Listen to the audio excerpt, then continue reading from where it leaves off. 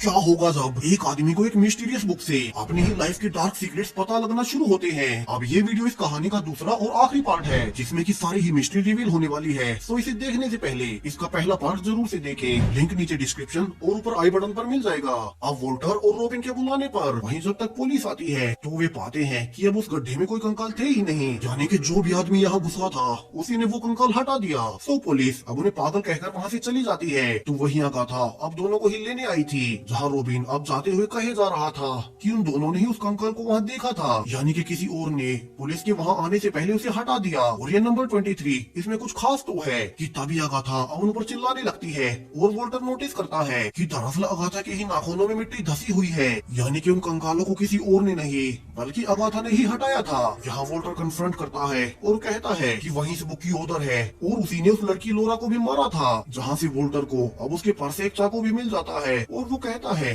कि अगाथा शुरू से ही उसे झूठ बोल रही है। और ये कहकर अब वो उस पर चाकू भी पॉइंट कर देता है, मगर अगाथा उसे रोकती है और सारी सच्चाई बताने लगती है, जहाँ से कहानी का अब सबसे बड़ा ट्विस्ट आता है और अब तक की कहानी के सारे ही राज खुलने लगते हैं। जहाँ अगाथा के अनुसार इस बुक का ऑथर कोई और नहीं बल्कि खुद वोल्टर ही था, जिसके बारे में उसे उसी मेंटल हॉस्पिटल से पता चला। यहाँ अगाथा अब वही पेशेंट वाला बॉक्स उसे दिखाती है जिसमें इसी बुक का रो वर्जन पड़ा हुआ था जब ये लिखी हुई थी। वहीं अब तक यहाँ डॉक्टर आइजैक भी आ चुके थे। सो वोल्टर को लगता है कि वे दोनों मिलकर उसे फंसा रहे हैं, मगर अगाथा उसे उसका पूरा सामान दिखाती है जिससे कि अब वोल्टर को सभी कुछ याद आने लगता है, उसकी सारी पुरानी यादें। सो वो डर कर अब घर से भाग उसी होटल के रूम नंबर 23 में जाता है क्योंकि उसे कुछ याद आ रहा था। और वो दीवार के वॉलपेपर को हटाने पर पाता है कि उस बुक का मिसिंग फाइनल 23rd चैप्टर इसी दीवार पर लिखा हुआ था। और वोल्टर को याद आता है कि जब वो छोटा था तब उसकी माँ ने खुद की जान ले ली, जिसके बाद उसके पिता भी चल बसे, मगर उनके खून के पैटर्न से 23 नंबर जैसी आकृति बनी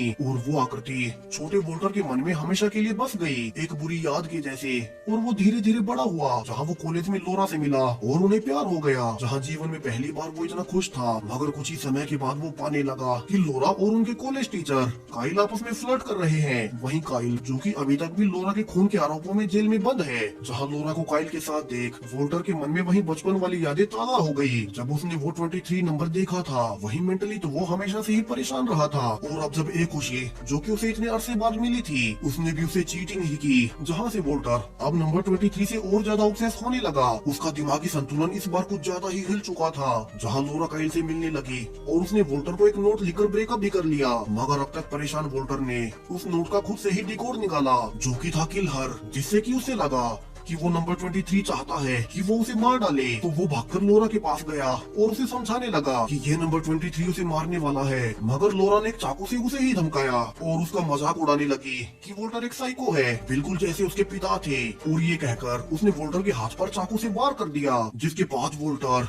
पास्ट ट्रॉमा के कारण पूरी तरह से अपने आप से बाहर हो गया और उसने लोरा के हाथ से चाकू छीन उसे बड़ी ही बेरहमी से जान से मार डाला। वही उसने लोरा की बॉडी पार्क में 23 स्टेप्स के बाद ही दफनाई, क्योंकि वो इस नंबर से ऑब्सेस्ड हो चुका था। और उसे ऐसा करते हुए तब उसे डॉग नेड ने देख लिया था। वहीं कई बाद में लोरा से मिलने उसके कमरे में गया, जहां उसने गलती से खून से सना वहीं चाकू उठा लिया और उसे ही सबूतों से लोरा का कातिल मान लिया गया। वहीं वोल्टर गिल्ट में था, तो वो उसी होटल के 23 नंबर रूम में गया और उसने मरने से पहले अपनी जान देने का कारण लिखना शुरू किया, जहाँ चूंकि वो बचपन से कुछ ज्यादा ही परेशान रहा था। तो उसने अपना कन्फेशन इतना ज्यादा लंबा लिखा कि वो एक बुक बन गई। तो उसने अपने पहले 22 चैप्टर्स को एक फैंटेसी कैरेक्टर्स बना अपनी बुक में लिख दिए, क्योंकि अब तक रियलिटी और फैंटेसी वो दोनों का ही फर्क भूल चुका था। और उसने खुद को फिंगरलिंग कहा। वहीं आखिरी चैप्टर में उसने सब कुछ सारा सच लिखा था, जो कि उसने इस बुक से हटा दिया और होटल की दीवार पर ही लिख दिया। और यहाँ से उसने खुद की जान देने के लिए खिड़की से जंप लगा थी, मगर किस्मत को तो कुछ और ही मंजूर था और वो नीचे गिरने के बावजूद जिंदा बच गया और उसे हॉस्पिटल लाया गया। और डॉक्टर्स ने पाया कि उसके सिर पर चोट लगने से वो पास्ट की सारी ही यादाश्त भूल गया है। और हॉस्पिटल में कई महीने बाद अब रिकवर होने के बाद उसका ब्रेन पिछली यादों को ब्लॉक कर चुका था, जहाँ से उसे छुट्टी दे दी गई। और यहीं से जाते हुए वो पहली बार अगाथा से मिला भी था। वहीं उसी हॉस्पिटल के एक डॉक्टर को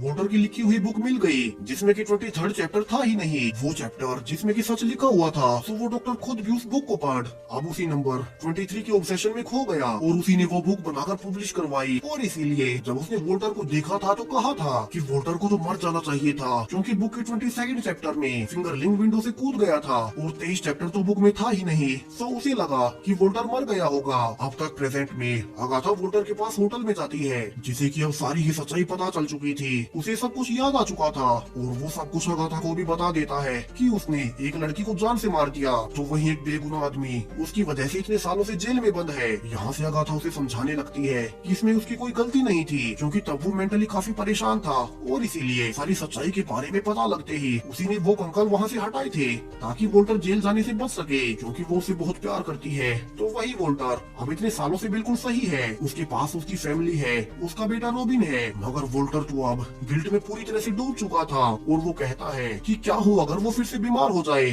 और अपनी फैमिली को ही कोई चोट पहुंचा दे। वो भरोसे लायक नहीं है, तो अपनी फैमिली की सेफ्टी के लिए अब उसका मर जाना ही सही रहेगा। और ये कहकर वोल्टर अब होटल से निकल अपनी खुद की जान देने के लिए रोड पर आता है और यहाँ वो पाता है कि एक बस जिसका नंबर 23 था अब उसी की ओर तेज स्पीड में बढ़ रही है। यहाँ वोल्टर मरने ही जा रहा था कि उसे अपना बेटा रोबिन नजर आता है, जो कि उसे बहुत प्यार करता था। यहाँ वोल्टर नहीं चाहता था कि उसके बेटे के साथ वही हो जो उसके साथ हुआ, तो वो बस के आगे से आखिरी मिनट पर हट ही जाता है, क्योंकि उसने भी बचपन में अपने पिता को मरते देखा था और अब वो अपने बेटे के साथ फिर से वही सब होने नहीं दे सकता। जहाँ से वो अपने बेटे रोबिन और अगाथा को गले से लगा लेता है। अब आखिर में फाइनली लोरा के पेरेंट्स उसकी कब्र में उसके कंकाल को दफना ही देते हैं। वहीं काइल को पुलिस ने छोड़ दिया था, क्योंकि वोल्टर ने उन्हें सब कुछ सारी सच्चाई बता दी थी। वहीं वो खुद भी समझ चुका था कि ये नंबर 23 सिर्फ उसके बीमार दिमाग की उपज थी और ऐसे देखने जाए तो जो हम देखना चाहते हैं वही नंबर हमें ज्यादा दिखने लगेगा। जहाँ अब आखिर में उसे छोड़ भी दिया जाता है, क्योंकि जब उसने वो जुर्म किया तब वो मेंटली बीमार था और मेंटल हॉस्पिटल से छूटने के इतने सालों बाद तक भी वो अपनी फैमिली के साथ अच्छे से रह पा रहा है और उसे तो बस कुछ समय के लिए सरकारी निगरानी में रखा जाएगा। जहाँ वोल्टर अब सब कुछ खत्म होने के बाद अपनी फैमिली के साथ काफी ही खुश था कि आखिर में उसे घड़ी में फिर से 23 नंबर दिखाई देता है और ये कहानी यहीं खत्म हो जाती है। तो आपको 23 नंबर की थ्योरी पर क्या लगता है, क्योंकि वोल्टर को आखिर में भी वही नंबर 23 दिखाई दिया था? अपनी राय कमेंट्स में जरूर से बताएं।